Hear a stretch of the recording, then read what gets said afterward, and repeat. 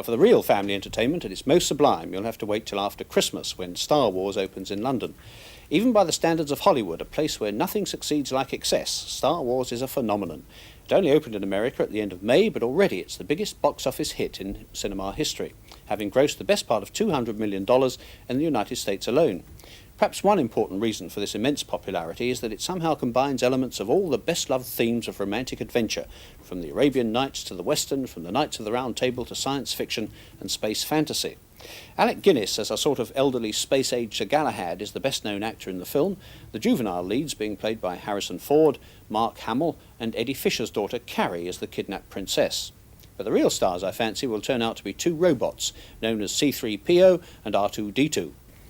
Ironically enough, Star Wars was turned down by two studios before 20th Century Fox agreed to back it without too much initial enthusiasm and with a comparatively modest budget of £6 million.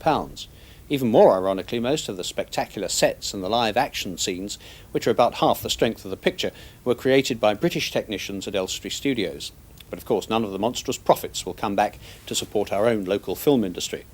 In fact, the overwhelming success of the picture surprised everybody, including Fox, the producer Gary Kurtz and the director George Lucas. Had they been able to predict it, we should already be inundated with commercial spin-offs such as toy models of R2-D2 and C-3PO. They won't be here in time for Christmas, but ray guns, spaceships, t-shirts, posters and Star Wars wallpaper, bubble baths and breakfast foods should be on the market pretty soon. As one Fox executive put it, it's not so much a film, it's more an industry.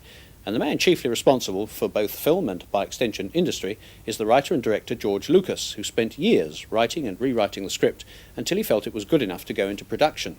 And the script, which is like everyone's nostalgic memory of glorious Saturday morning matinees, is quite as important to the overall film as the special effects.